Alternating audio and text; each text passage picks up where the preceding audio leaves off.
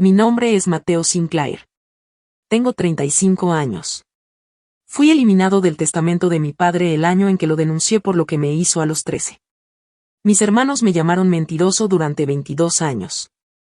En su funeral, una trabajadora social que nunca había conocido se sentó a mi lado y colocó un sobresellado en mis manos. Dentro estaba el diario de mi madre del año en que murió. Mi mamá había sabido todo, absolutamente todo. Y me había nombrado el único beneficiario de un patrimonio separado que creó en 1998. Un patrimonio que mi papá mantuvo oculto de todos nosotros durante 27 años. Mis hermanos no sabían que existía. Ahora lo saben. Y lo que sucedió en la oficina de ese abogado cuando salió la verdad es algo que ninguno de nosotros olvidará jamás. Antes de continuar, por favor tómate un momento para dar like y suscribirte. Dime en los comentarios desde dónde me estás escuchando y qué hora es. Ahora, déjame llevarte de regreso a septiembre, el martes por la tarde en que mi hermano llamó para decirme que nuestro padre había muerto. La llamada llegó a las 2:47 de un martes entre un calendario de depreciación y una taza de café que se había enfriado. Estaba en mi escritorio, cubículo de esquina del tercer piso en Moreno y Vega, una firma de contabilidad de tamaño mediano a 400 metros del pueblo donde crecí. Septiembre, fin de trimestre. El tipo de semana donde comes el almuerzo en tu escritorio y olvidas que el sol existe. Mi teléfono vibró. Carlos, mi hermano mayor.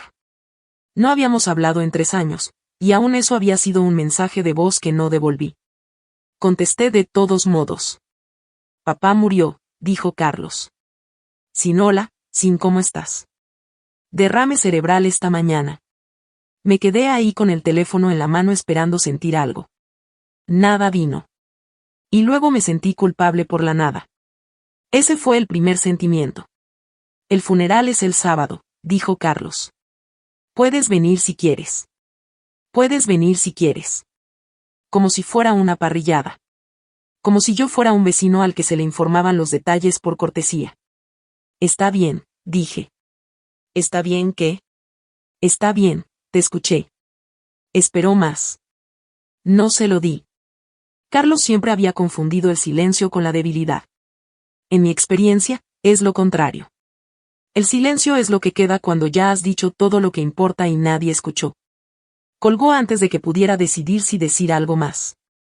Siempre había sido bueno teniendo la última palabra, pero esta vez no sabía.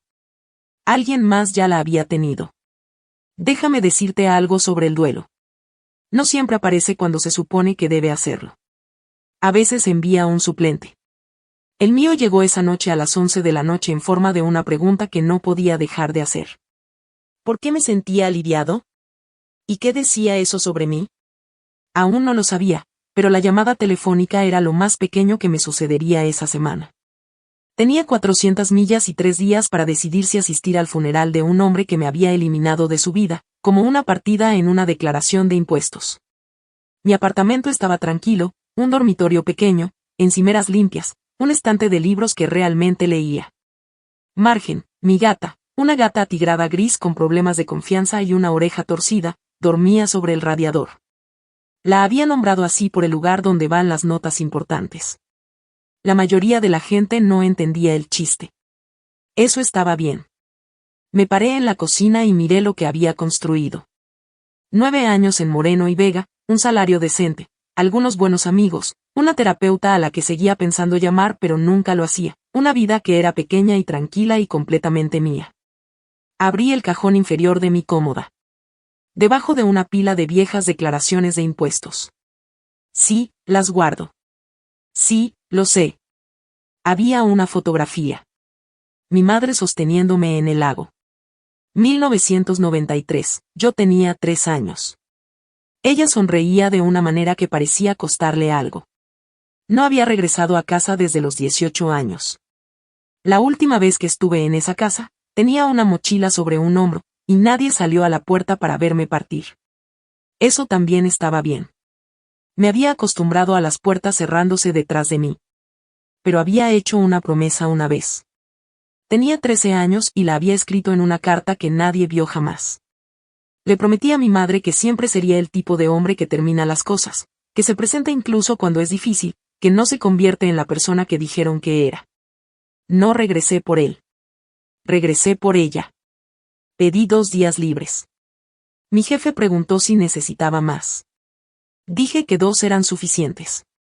Él no conocía a mi familia. 2 días era generoso. Empaqué un traje negro y un par de zapatos planos. No empaqué expectativas. El pueblo no había cambiado. Ese era el problema.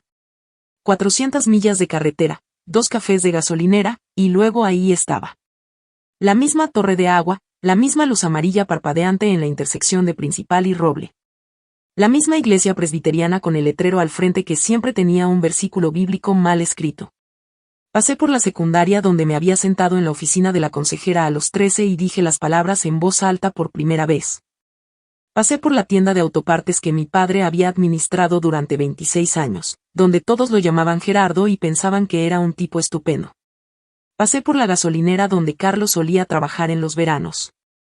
En mi experiencia, los pueblos pequeños no olvidan. Solo deciden qué versión de la verdad es más conveniente.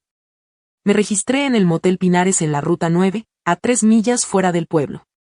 Pagué en efectivo. La mujer en la recepción, de unos 50 años, permanente, gafas de lectura en una cadena, miró mi identificación y luego me miró a mí. Sinclair, dijo. ¿Eres hija de Gerardo? Soy hijo de Elena, dije. No supo qué hacer con eso, así que me entregó una tarjeta llave y me dijo que la salida era a las 11. La habitación era lo que esperarías. Alfombra delgada, una pintura de un pato, una ventana que daba al estacionamiento.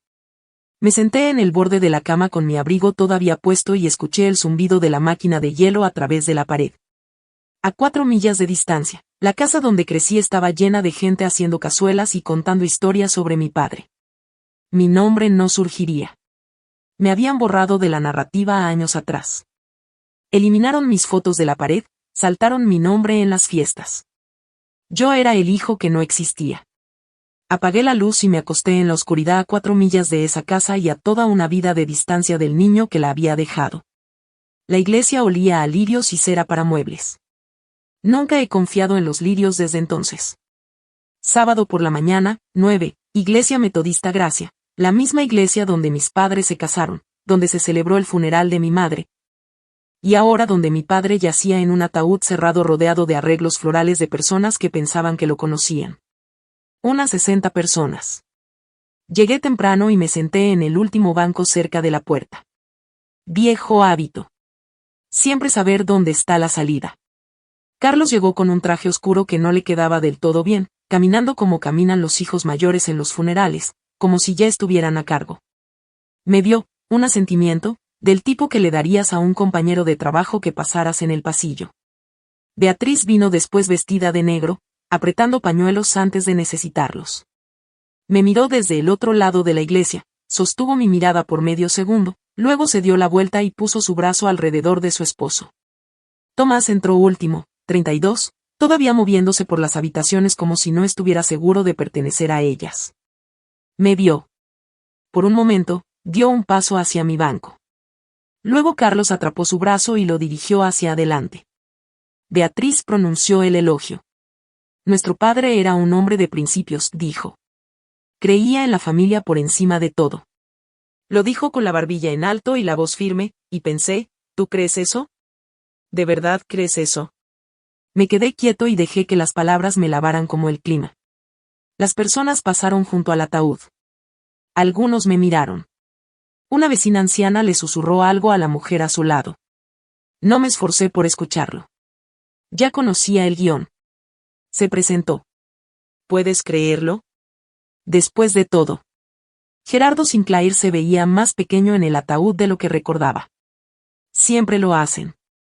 Carlos murmuró algo a Beatriz mientras me levantaba para irme, lo suficientemente alto como para llegar.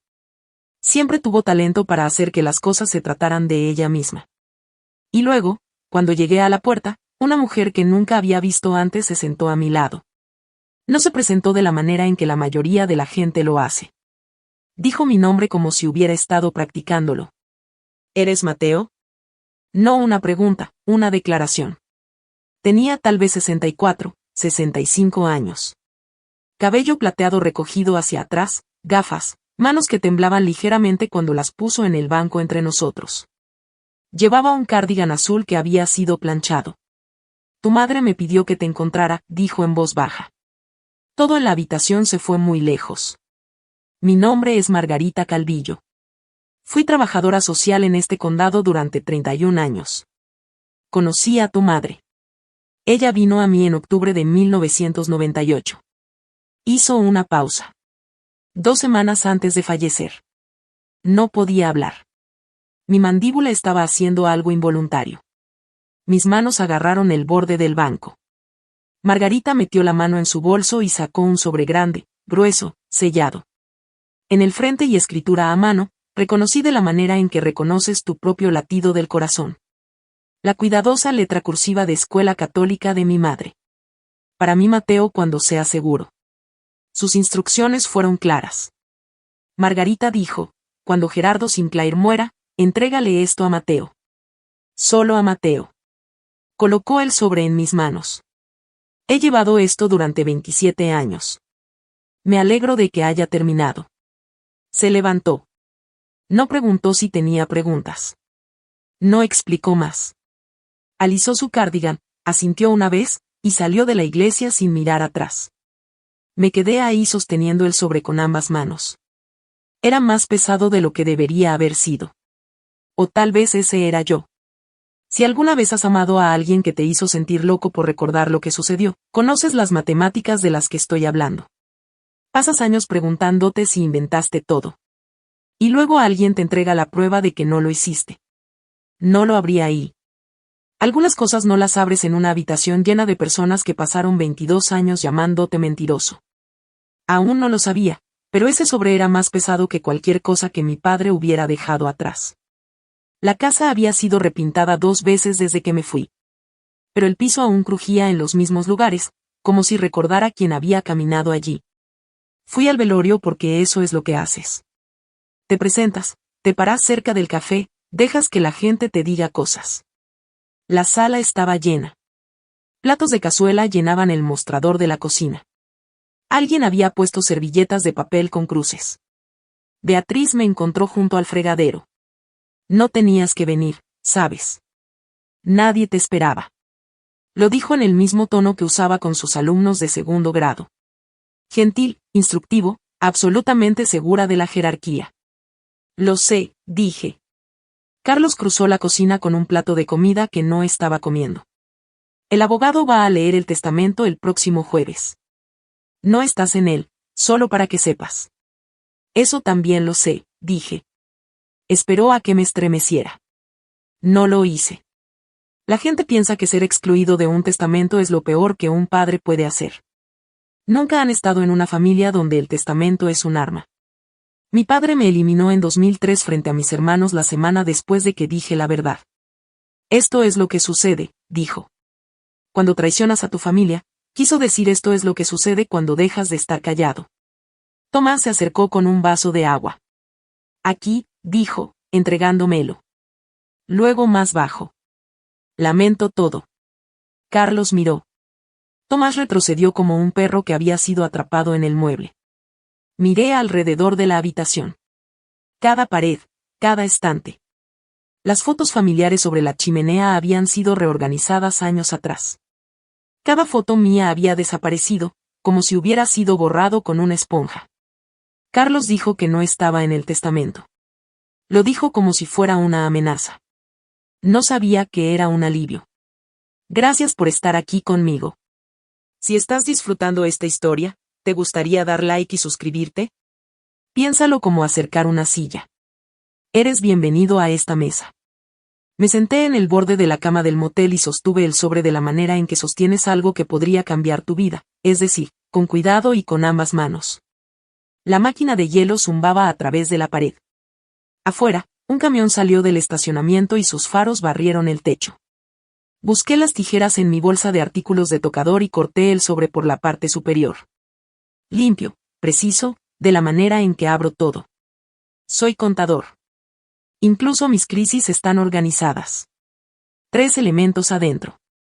Primero, un diario, encuadernado en cuero, marrón oscuro, del tamaño de un libro de bolsillo. La letra de mi madre en la primera página. La reconocí de inmediato.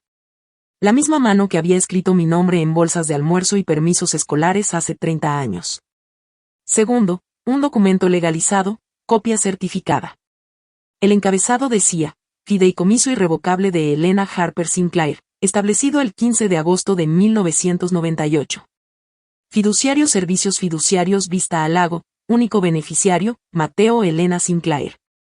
Activos del fideicomiso, propiedad frente al lago, lote 7, Lago de los Cedros, y $340,000 en efectivo de la herencia separada de Grant. Tercero, una carta de instrucciones de mi madre a Margarita Calvillo, notariada, fechada el 1 de octubre de 1998, 12 días antes de que muriera. Abrí el diario en la primera página. 12 de agosto de 1998. No me queda mucho tiempo. El doctor dice semanas, tal vez 2 meses. Necesito escribir esto porque no estaré aquí para decirlo. Leí esa línea 4 veces. Luego dejé el diario en la cama y presioné mis palmas planas contra mis rodillas hasta que dejaron de temblar. $340,000. Una casa junto al lago, un fideicomiso establecido 2 meses antes de que muriera, financiado con su propia herencia, propiedad separada. Mi padre nunca fue nombrado en ninguna parte. Mi madre había sabido. Ella había sabido todo. Y había hecho lo único que una mujer moribunda podía hacer. Había planeado para un futuro que nunca vería.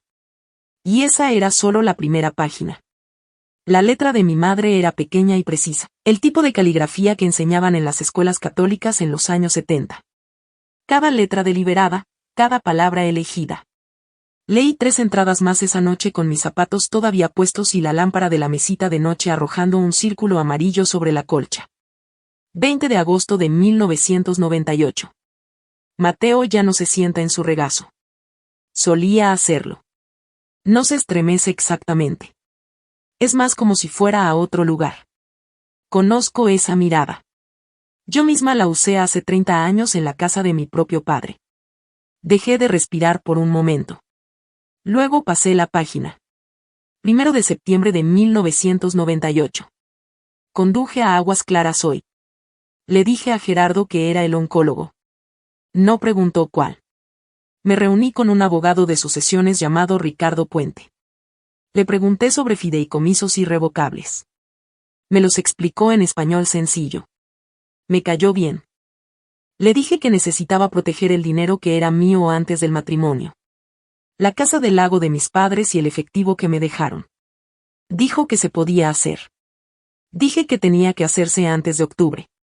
Hay un tipo de amor que no te salva a tiempo. Te salva después cuando casi has olvidado que a alguien le importaba. 5 de septiembre de 1998. Le dije a Gerardo que lo sé. No dije qué. Solo esas 2 palabras. Lo sé.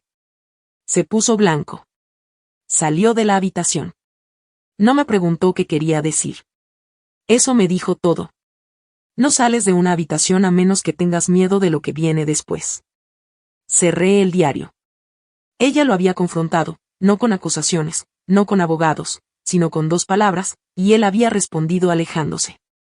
No leí el resto esa noche.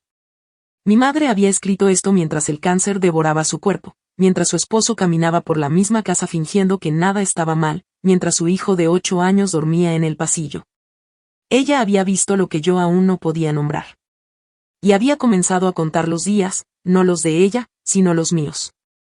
He trabajado en contabilidad el tiempo suficiente para saber que los números no mienten. Las personas mienten. Los números simplemente se quedan ahí y esperan. Lunes por la mañana, llamé al único abogado de sucesiones en el pueblo vecino, un hombre llamado Pablo Romero, con una pequeña oficina arriba de una ferretería y una reputación de no tolerar tonterías. A las 10 de la mañana, estaba sentado frente a él con el documento del fideicomiso, el diario y la carta de instrucciones notariada sobre su escritorio como evidencia en un juicio que tenía 27 años de retraso. Pablo tenía 52 años, gafas de alambre, mangas arremangadas. Leyó cada página sin hablar. Luego se quitó las gafas, las limpió con su corbata, y me miró. Fideicomiso irrevocable financiado con la propiedad separada del otorgante, fiduciario corporativo de terceros. Tu padre nunca fue fiduciario ni beneficiario. Dejó el documento. Esto es a prueba de balas. Y el dinero $340,000 en 1998 invertidos de manera conservadora a bonos certificados de depósito con interés compuesto durante 27 años estás viendo entre $950,000 y poco más de $1 millón más la propiedad de la Casa del Lago tasada en alrededor de $280. Dejé que ese número se quedara en la habitación. Esto existía, dijo Pablo. El diario de tu madre lo deja claro y él nunca te lo dijo, nunca notificó al beneficiario. Hizo una pausa. Eso es fraude. ¿Qué hago? Notificamos a la compañía fiduciaria. Han estado administrando estos activos durante 27 años, enviando informes anuales al bufete del abogado original. El abogado falleció en 2011, pero el bufete archivó el expediente. La compañía fiduciaria estaba haciendo su trabajo. Tu padre simplemente nunca te dijo que estaba ahí. ¿Y mis hermanos? Pablo preguntó si mis hermanos sabían del fideicomiso. Dije, no, dijo que lo sabrán. Pablo me miró por encima de sus gafas. Señor Sinclair, su madre era una mujer muy inteligente. Dije, lo sé. Simplemente no sabía cuán inteligente hasta hace 2 noches. Podría contarte sobre 22 años en detalle, pero no tienes 22 años. Así que aquí está en 6 minutos. Tenía 13 años. Marzo de 2003. Le dije a mi maestra de español, la señora Lanford, durante el horario de oficina. Cerró su puerta y escuchó. Y luego llamó a Servicios de Protección Infantil porque esa era su obligación legal y también porque era un ser humano decente. CPS investigó. Mi padre negó todo. Carlos, 18 entonces, ya usando el sombrero de portavoz de la familia, le dijo al investigador que yo estaba pasando por una fase después de perder a mi madre. Beatriz, 16, lloró y dijo, por favor no rompa nuestra familia. Tomás tenía 10. Solo se paró en el pasillo y observó. Evidencia insuficiente. Caso cerrado. Esa misma semana, mi padre se sentó en la mesa de la cocina y reescribió su testamento frente a todos nosotros. Pluma y papel, como un hombre firmando una declaración. Esto es lo que sucede cuando traicionas a tu familia, dijo. Mi nombre salió de la página como si nunca hubiera estado ahí. Me mudé con mi abuela, la madre de mi madre, Juana Mercado, en el condado vecino. No me pidió que explicara. Solo arregló el cuarto de huéspedes y dijo, quédate el tiempo que necesites. Murió en 2009. Había estado solo desde entonces. En mi experiencia, las personas que dicen que la familia es primero generalmente significan que tu silencio es primero. Me pagué la universidad comunitaria, luego la universidad estatal, luego obtuve mi CPA. Envié tarjetas de Navidad a mis hermanos cada año durante 14 años. Ni una respuesta. Me detuve en el año 14. Son muchas estampillas para nada. Construí una vida. Era pequeña y tranquila y completamente mía. Tenía un trabajo, una gata, algunas personas que conocían la historia real. No hablaba de mi familia. No necesitaba hacerlo. Y luego mi padre murió. Y la tranquilidad terminó. Jueves por la mañana, 9 de la mañana, el tipo de iluminación fluorescente que hace que todos se vean culpables. La oficina de Alan Hernández, abogado, estaba en el segundo piso de un edificio de ladrillos en la calle principal. Paneles de madera, diplomas enmarcados, una cafetera que había sido vieja cuando Reagan era presidente. Hernández había sido el abogado de Gerardo Sinclair durante 15 años. Carlos, Beatriz y Tomás ya estaban sentados cuando entré con Pablo Romero a mi lado. Pablo llevaba un maletín de cuero y el tipo de calma que desconcierta a las personas acostumbradas a ser las más ruidosas en la habitación. Carlos se levantó. ¿Quién demonios es él? Mi abogado, dije. No estás en el testamento. Carlos miró a Pablo, luego de vuelta a mí. ¿Para qué necesitas un abogado? Siéntate, Carlos, dije. No lo hizo, pero dejó de hablar, lo que fue bastante cercano. Beatriz se inclinó hacia Tomás. Este es un asunto familiar, dijo lo suficientemente alto para la habitación. Sí, dije. Lo es. Déjame decirte algo sobre el silencio en un pueblo pequeño. Nunca es realmente silencio. Es solo que todos están de acuerdo en no decir la cosa en voz alta. En esa habitación, la cosa que nadie estaba diciendo podría haber llenado el edificio. El señor Hernández se aclaró la garganta y comenzó a leer. Última voluntad y testamento de Gerardo Sinclair. Todo dividido equitativamente entre sus 3 hijos, Carlos Alan Sinclair, Beatriz Elena Sinclair Osorio, y Tomás Miguel Sinclair. La casa, los ahorros, aproximadamente $420,000 en total, divididos en 3. Mateo Sinclair no fue mencionado. Carlos se recostó y sonrió, la mirada satisfecha de un hombre que cree que el mundo ha confirmado su versión de los eventos. Beatriz asintió lentamente. Tomás miró sus zapatos. El señor Hernández cerró la carpeta y luego Pablo Romero abrió su maletín. Si has llegado hasta aquí, me alegro de que estés aquí. La mayoría de la gente pasa de largo, pero tú te quedaste y eso me dice algo sobre ti. Si aún no lo has hecho, por favor presiona ese botón de suscribirse. Y si esta historia te recuerda a alguien que necesita escucharla, compártela. Pablo no se levantó. No necesitaba hacerlo. Su voz llenó la habitación de la manera en que la verdad lo hace sin pedir permiso. Antes de concluir, dijo Pablo, colocando un documento certificado sobre la mesa. Necesito hacerles saber a todos un asunto de patrimonio separado. La sonrisa de Carlos se deslizó. Beatriz dejó de doblar su pañuelo. Elena Harper Sinclair estableció un fideicomiso irrevocable el 15 de agosto de 1998 usando sus activos de propiedad separada que heredó de su propia familia antes del matrimonio. El fideicomiso fue financiado con la propiedad frente al lago en el lote 7 Lago de los Cedros y $340,000 en efectivo. Nadie se movió. El único beneficiario de este fideicomiso, continuó Pablo, es Mateo Elena Sinclair. La boca de Tomás se abrió. No salió ningún sonido. El fideicomiso ha sido administrado por Servicios Fiduciarios Vista al Lago desde 1998. Han manejado las inversiones, mantenido la propiedad y generado informes anuales durante 27 años. El valor estimado actual, incluido el inmueble, es de aproximadamente $1.2 millones. La habitación se quedó tan silenciosa que pude escuchar la luz fluorescente zumbando sobre nosotros. Carlos fue el primero en hablar. Eso es Beatriz. ¿Qué estás? ¿De qué estás hablando?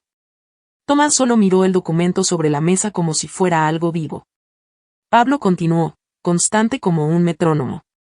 Gerardo Sinclair estaba al tanto de la existencia de este fideicomiso. No era fiduciario. No era beneficiario. No tenía autoridad legal sobre estos activos.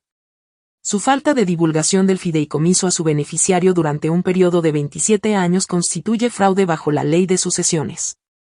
El señor Hernández, el propio abogado de Gerardo, se sentó muy quieto, luego dijo en voz baja. No estaba al tanto de este fideicomiso. No, dijo Pablo, no lo estabas. Tampoco lo estaba mi cliente. Ese era el punto. Durante 27 años, mi padre había ocultado el último acto de amor de mi madre.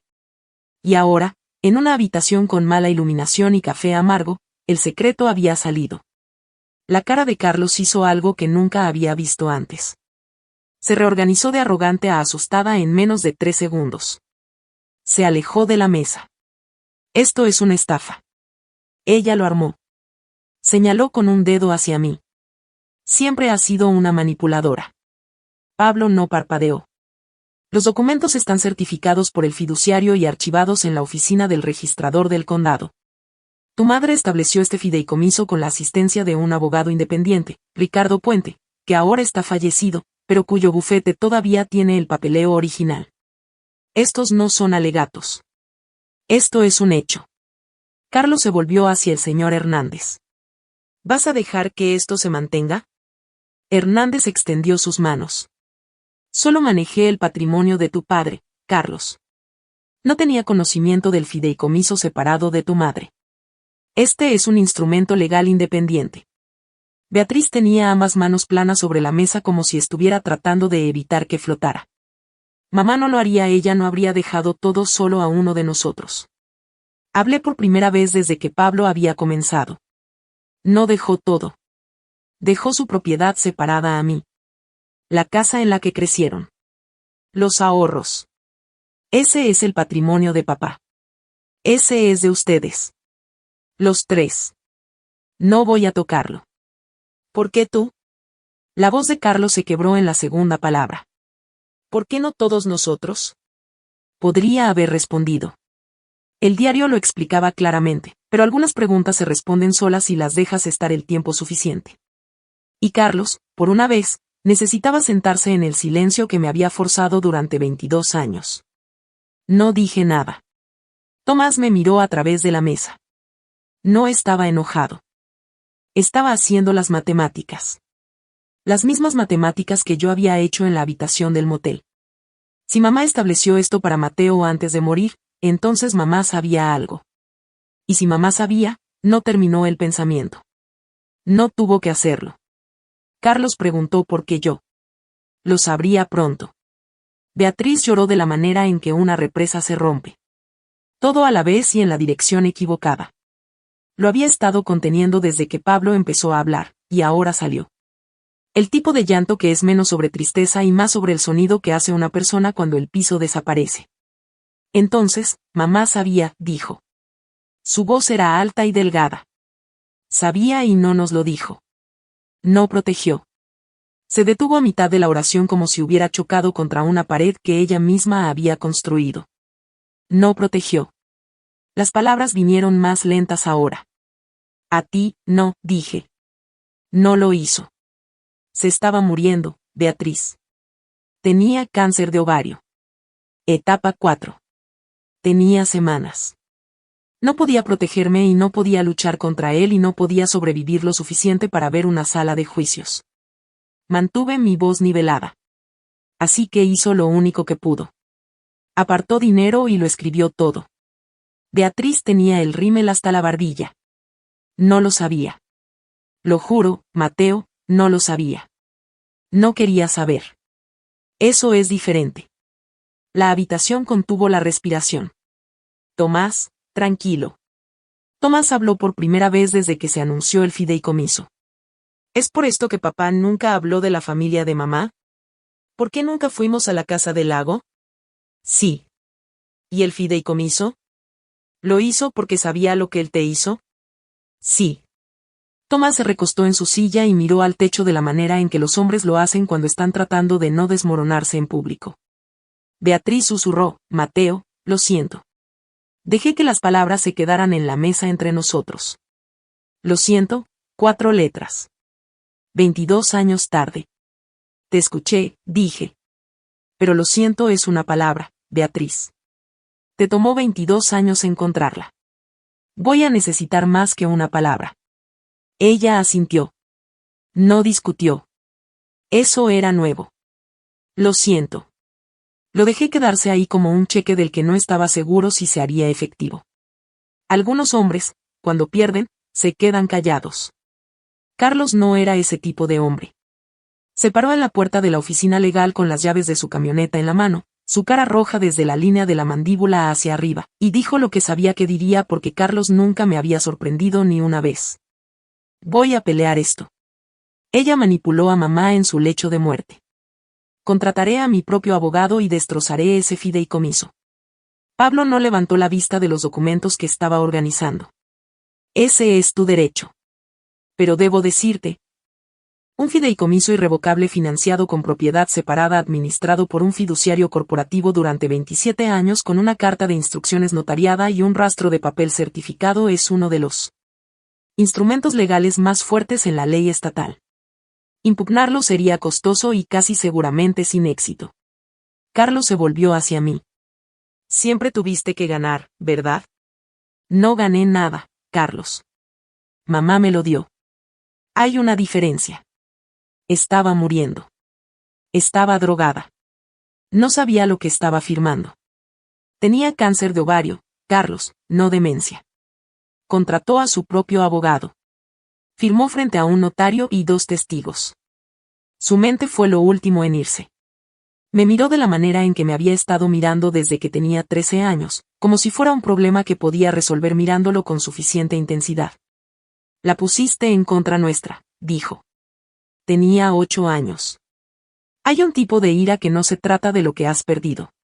Se trata de lo que has sido atrapado ocultando. Carlos no estaba enojado por el dinero. Estaba enojado porque el dinero probaba algo que había pasado 22 años negando. Si mamá creyó en Mateo lo suficiente como para apartar toda su herencia para él, entonces tal vez Mateo había estado diciendo la verdad todo el tiempo. Salió furioso. Dejó la puerta abierta detrás de él. No la cerré. Ese también era su desorden. Tomás me alcanzó entre una minivan y una camioneta, lo que se sentía apropiado. Siempre estaba entre cosas. Mateo, espera. Me detuve. Pablo asintió y caminó adelante hacia su auto, dándonos el tipo de espacio que los buenos abogados saben cuándo dar. Tomás se paró con las manos en los bolsillos, hombros encorvados, viéndose más como el niño de 10 años que recordaba que el hombre de 32 años parado frente a mí. Tenía 10, dijo. Cuando sucedió, no entendía.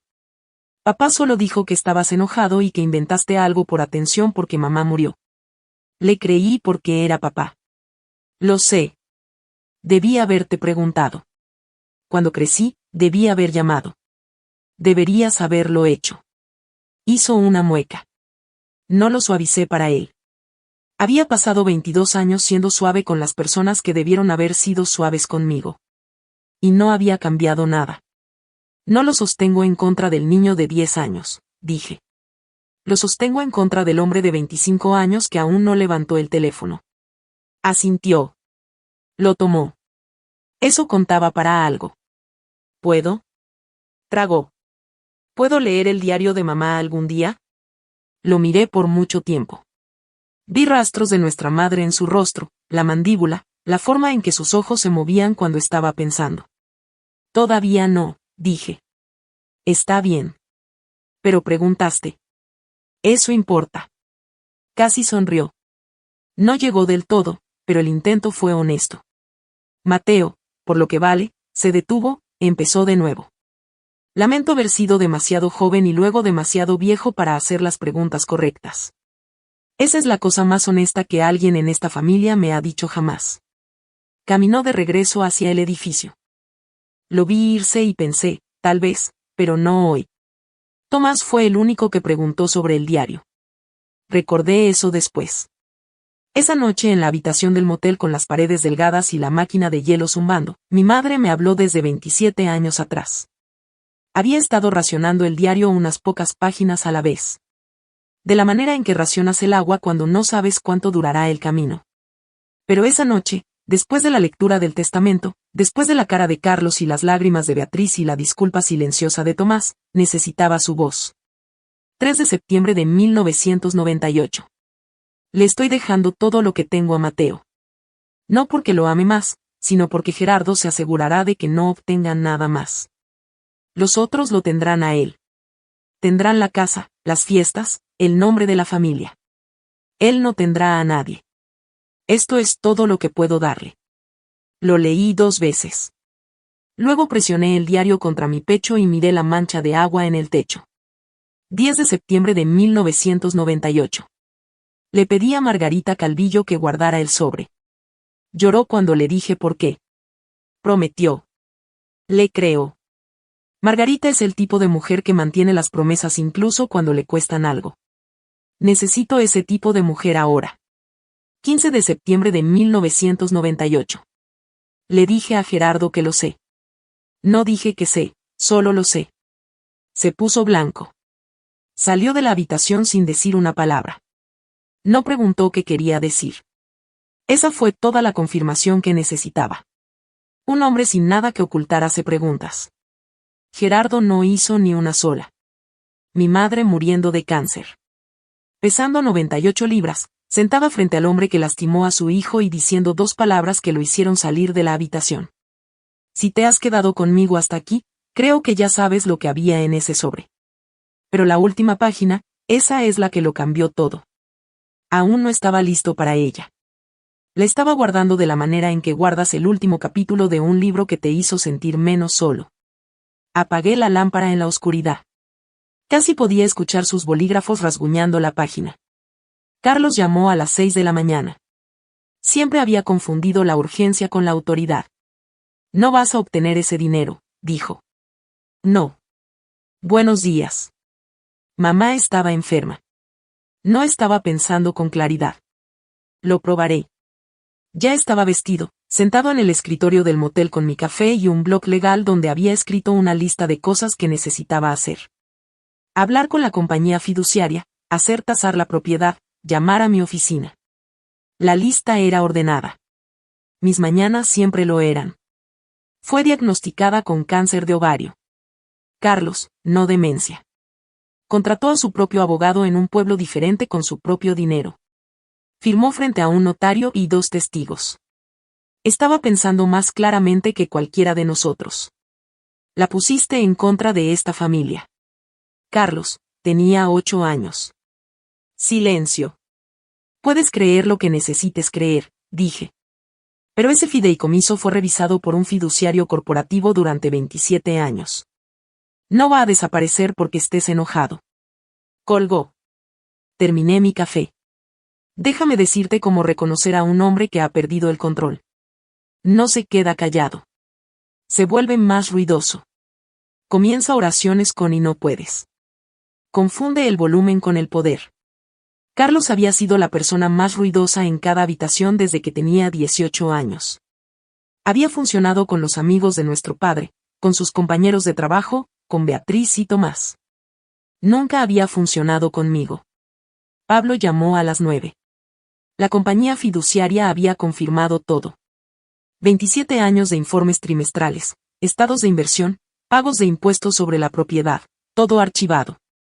El bufete del abogado original había archivado los registros cuando Ricardo Puente falleció en 2011, pero Servicios Fiduciarios Vista al Lago nunca dejó de administrar los activos. Carlos puede gastar $50,000 en un abogado y perder, dijo Pablo. O puede aceptar la realidad. Gastará el dinero, dije. Preferiría estar arruinado y tener razón que solvente y equivocado. Pablo se rió. No estaba bromeando. Beatriz tocó la puerta de mi habitación de motel a las 8 un viernes por la noche, lo que significaba que había estado conduciendo en círculos durante al menos una hora tratando de decidir. Abrí la puerta. Se paró ahí en jeans y un suéter, sin maquillaje, lo que para Beatriz era el equivalente de presentarse desnuda. ¿Puedo entrar? Me hice a un lado. Se sentó en la silla de plástico junto a la ventana. Me senté en la cama. 2 hermanos en una habitación de motel que olía a limpiador industrial y arrepentimiento. He estado pensando desde el jueves, dijo. Sigo repasando todo todos los años. Esperé. Sabía que algo estaba mal. Miró sus manos. Creo que siempre lo supe, pero si lo decía en voz alta, entonces tendría que hacer algo al respecto. Y tenía 16 y estaba asustada. Y él era papá y tú eras el hermano pequeño. Y yo solo presionó sus dedos contra sus ojos. Simplemente no. Tenía 13 años, dije. Y yo también estaba asustado. La diferencia es que aún lo dije. Se estremeció. No me disculpé por el estremecimiento. Enseño a niños de 2º grado, Mateo, niños de 7 años. Si uno de mis alumnos viniera a mí y dijera lo que tú dijiste, les creería inmediatamente. Llamaría a las autoridades esa misma hora. Se detuvo. Y sin embargo, mi propio hermano, no pudo terminar. No necesitaba hacerlo. Lo sé, dije. Nos sentamos en el silencio por un rato. La máquina de hielo zumbaba. Una puerta de auto se cerró de golpe en el estacionamiento. No espero que me perdones, dijo Beatriz. Bien, porque no estoy listo. Asintió. Esta vez no lloró. Eso fue progreso. De ella, no mío. Se fue a las 9. No nos abrazamos, pero me miró antes de cerrar la puerta. Y por primera vez en 22 años, me vio. No la historia que papá contó, no la historia de advertencia. A mí.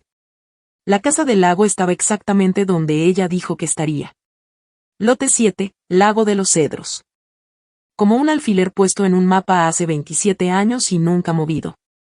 Conduje 45 minutos el sábado por la mañana a través de caminos de 2 carriles bordeados de abedules que apenas comenzaban a cambiar.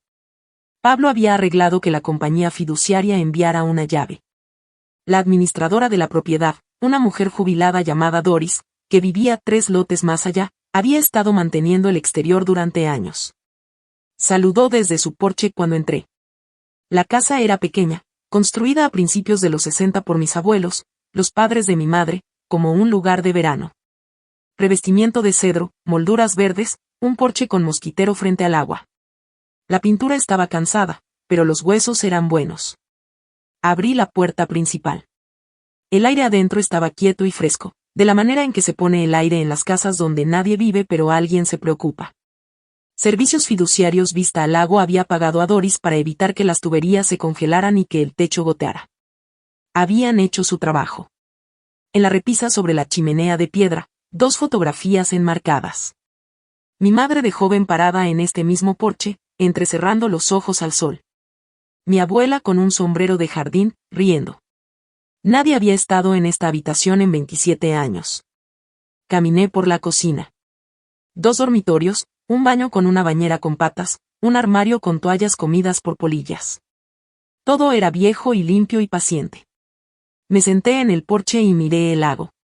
La luz de octubre venía a través de los árboles en largos ejes bajos. El agua era verde oscuro y absolutamente quieta. Esto era de ella y ahora era mío.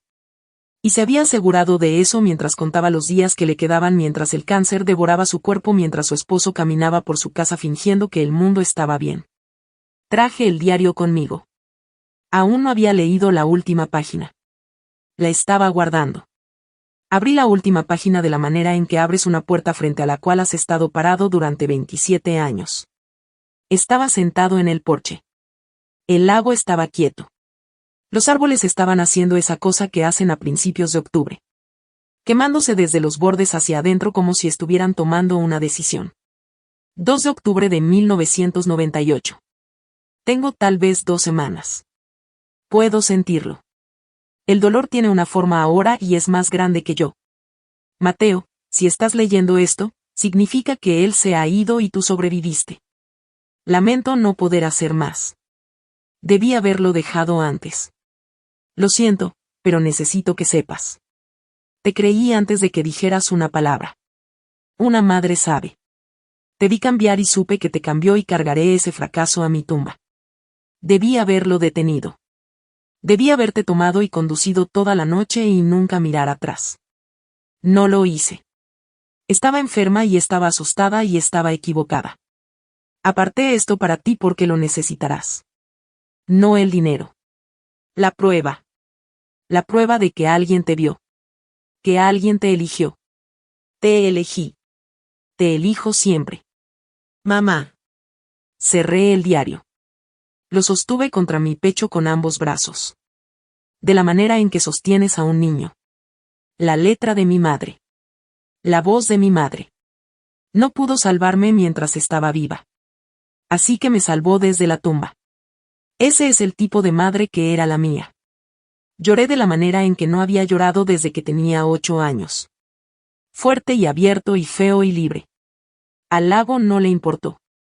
A los árboles no les importó. Nadie estaba mirando. Por una vez, nadie estaba mirando. Y podía desmoronarme sin que nadie lo convirtiera en evidencia de que era inestable. Hay un tipo de prueba que no tiene nada que ver con tribunales o evidencia o testigos. Es la prueba de que alguien te vio cuando eras invisible. Eso vale más que cualquier herencia. Lloré hasta que el lago se oscureció y luego me detuve y luego supe qué hacer. Estamos casi al final y quiero hacer una pausa por solo un momento. Si esta historia ha significado algo para ti, por favor tómate 5 segundos, da like, suscríbete o compártela con alguien que necesite escucharla. El 97% de las personas que miran nunca lo hacen, pero tú todavía estás aquí, y estoy agradecido por eso. Gracias. Llamé a Pablo desde el porche de la casa del lago. La recepción era mala. La decisión era clara. Quiero reclamar el fideicomiso, dije. Todo. Y quiero donar $100,000 a una organización de prevención de abuso infantil. Pablo estuvo callado por un momento. ¿Cuál? Encontraré una que trabaje en pueblos pequeños, lugares rurales donde la gente no reporta porque todos conocen a todos y nadie quiere hacer una escena. Comenzaré el papeleo de transferencia esta semana. Dijo que la compañía fiduciaria está cooperando plenamente.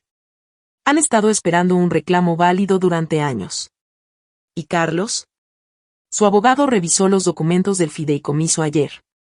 Recibí una llamada esta mañana. No van a impugnar. Dejé que eso se asentara. Se echó atrás. El costo de impugnar superó el resultado probable.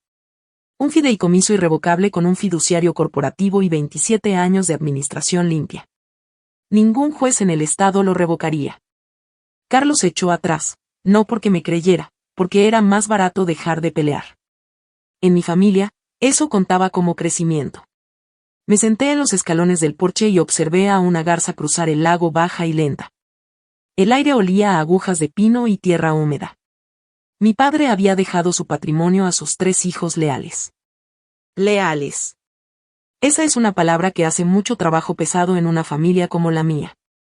Les había dejado una casa y algunos ahorros, alrededor de $140,000 cada uno. Y mi madre, de su herencia separada, de la familia de la que venía antes de conocer a Gerardo Sinclair, me había dejado todo lo que tenía. No me sentí victorioso.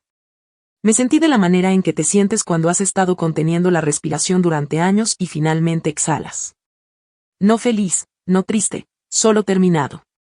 Excepto que no lo estaba. Había una cosa más que necesitaba hacer. Vinieron, los 3. No había esperado eso. Los invité a la casa del lago. No una citación, no una demanda, una llamada telefónica. Tengo algo que mostrarles. No tienen que venir. Carlos vino porque quería ver la propiedad. Beatriz vino por la culpa. Tomás vino porque era Tomás. La sala estaba pequeña, chimenea de piedra, 2 ventanas, luz de la tarde cayendo sobre una alfombra trenzada. Carlos se paró junto a la repisa con los brazos cruzados.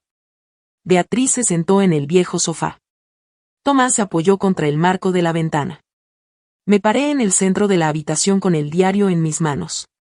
No los pedí aquí para castigarlos, dije. Los pedí aquí porque deberían saber la verdad.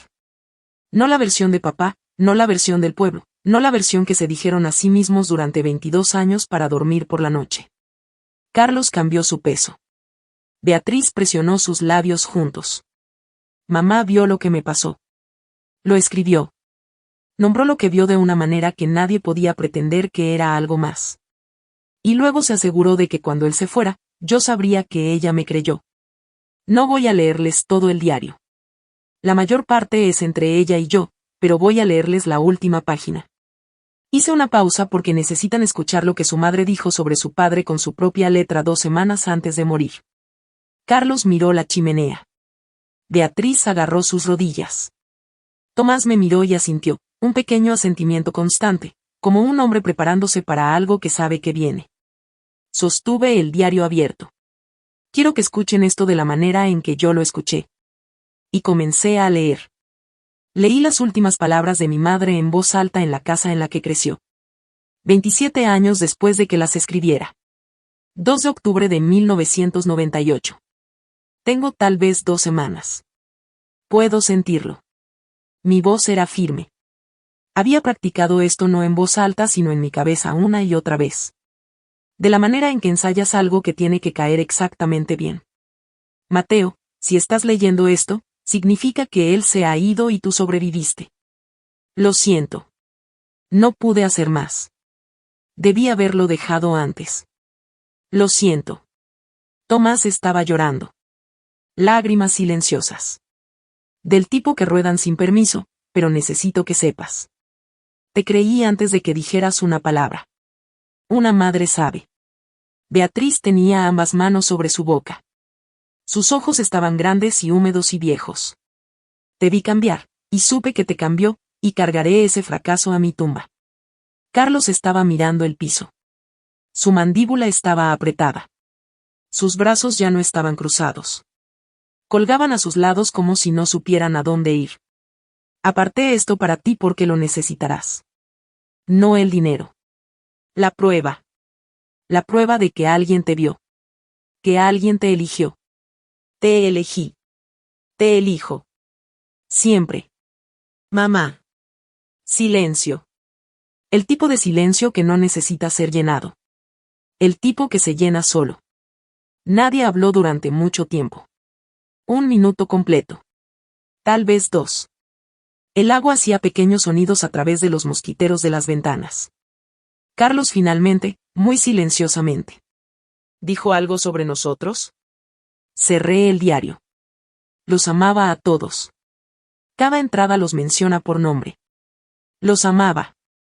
Pero sabía quién iba a necesitar ayuda. Lo miré y ella tenía razón. La gente piensa que el perdón es un regalo que le das a otros. No lo es. Es una puerta que abres cuando estás listo. No la estaba abriendo ese día, pero estaba mirando la manija. Carlos salió de la manera en que los hombres caminan cuando se han quedado sin argumentos lentamente con las manos en los bolsillos. Lo seguí no para consolarlo. Había consolado suficientes personas en esta familia. Lo seguí porque había una cosa más y necesitaba ser dicha donde los otros no pudieran escuchar. Se paró junto a su camioneta mirando el lago. Su espalda estaba hacia mí. Tenía 18, dijo sin voltearse. Me dijo que estabas mintiendo. Le creí porque creer que detenido. Porque creerte significaba que tu padre era un monstruo. Dije, lo sé. Era más fácil perder un hermano que un padre. Se dio la vuelta. Sus ojos estaban rojos, pero no estaba llorando. Carlos no lloraba. Solo se corroía desde adentro. Lo siento, dijo. Le dijiste a todos que yo hice mi cama. Durante 22 años, Carlos, cada acción de gracias al que no fui invitado. Cada Navidad, cada vez que alguien en este pueblo preguntó por mí y dijiste tiene problemas. No solo no me creíste, te aseguraste de que nadie más lo hiciera tampoco. Se estremeció.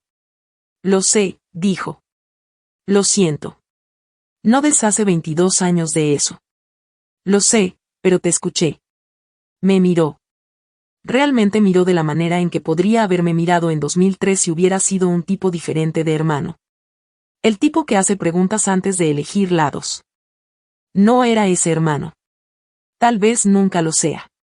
Pero parado junto a su camioneta en la casa del lago que mi madre había guardado para mí, Carlos Sinclair lucía por primera vez como un hombre que entendía el tamaño de lo que había hecho. Se subió a su camioneta. Se fue sin otra palabra. No saludé, pero tampoco cerré la puerta. Todos los demás se fueron. Tomás se quedó en el porche como esperando permiso para existir. Beatriz se había ido primero.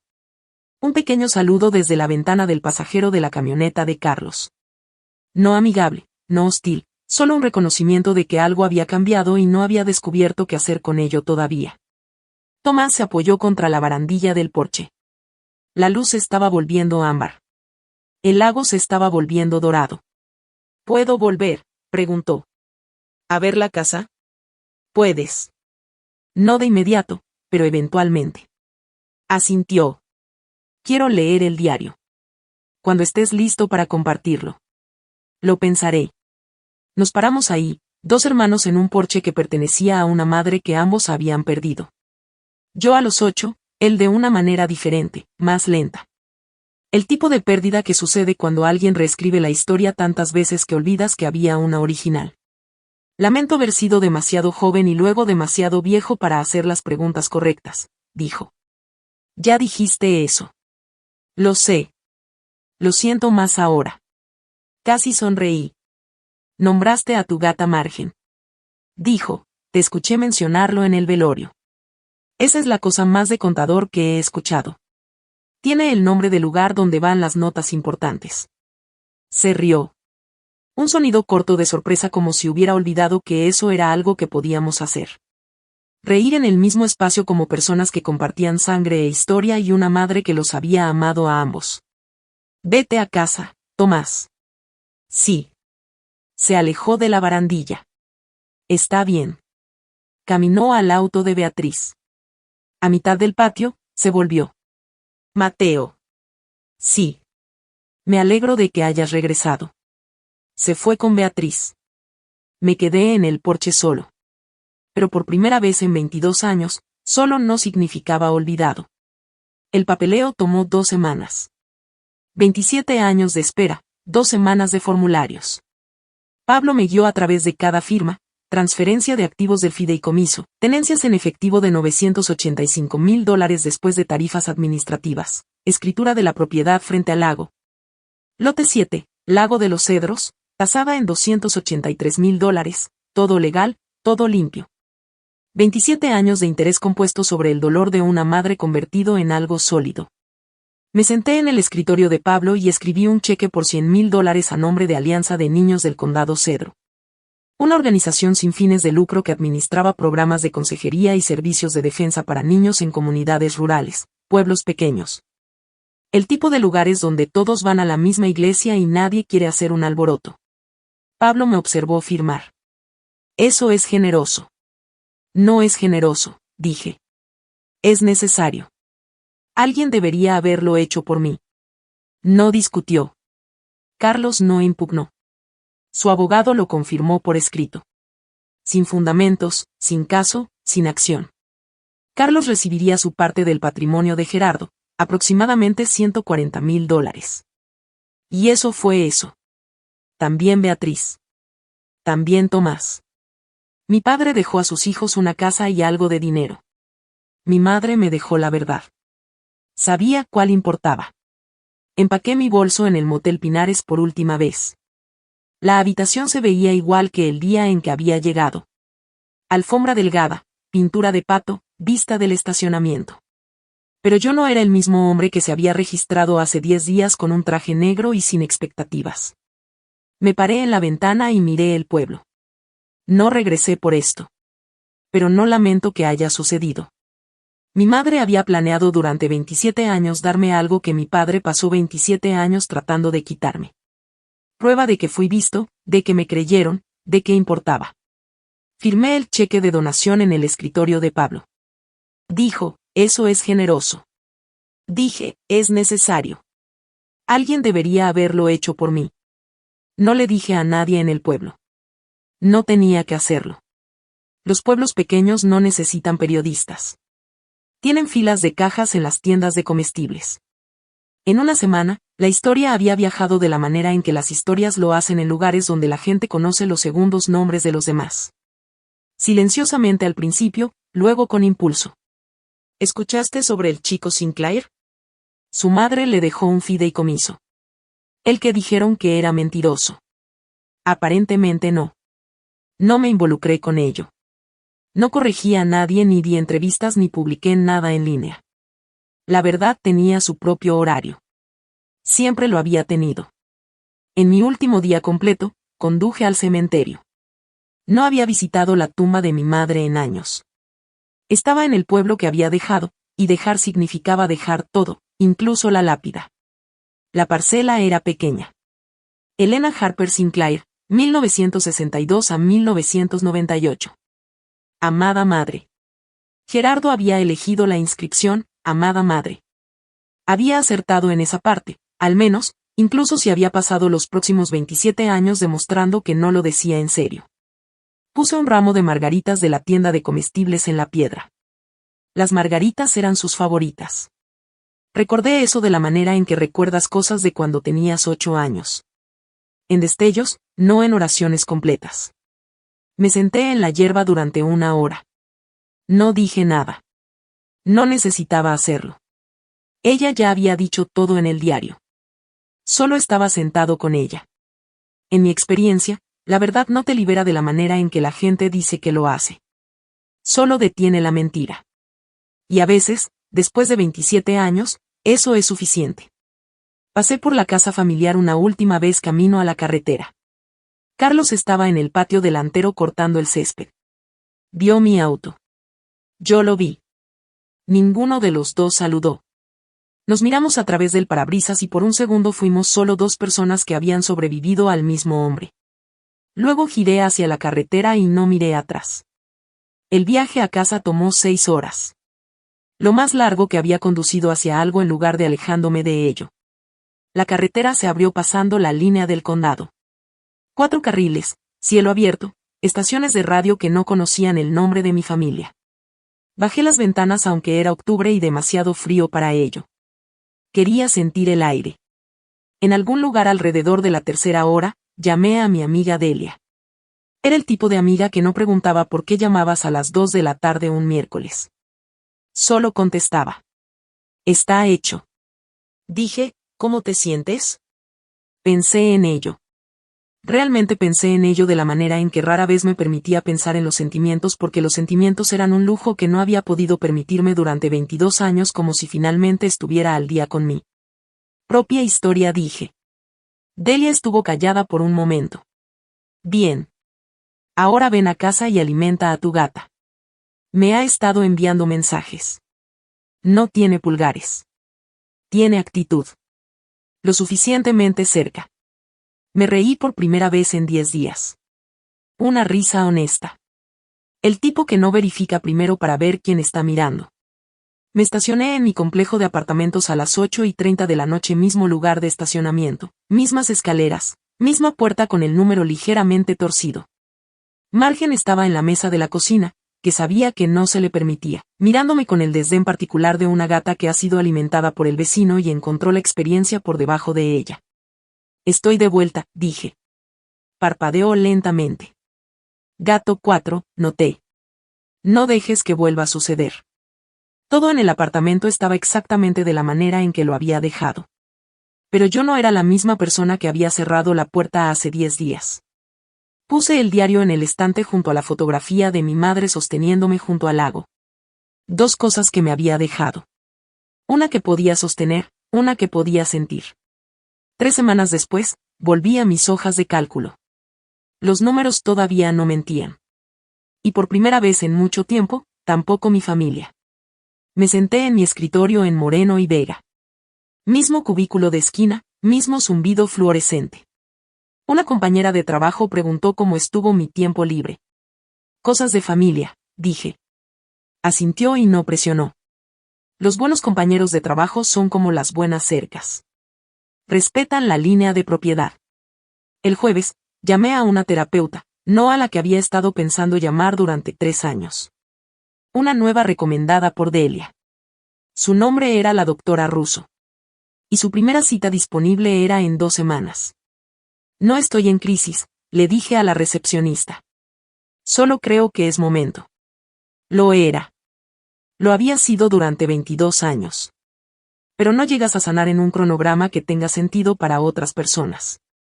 Sanas cuando el suelo debajo de ti finalmente está lo suficientemente quieto para pararte sobre él.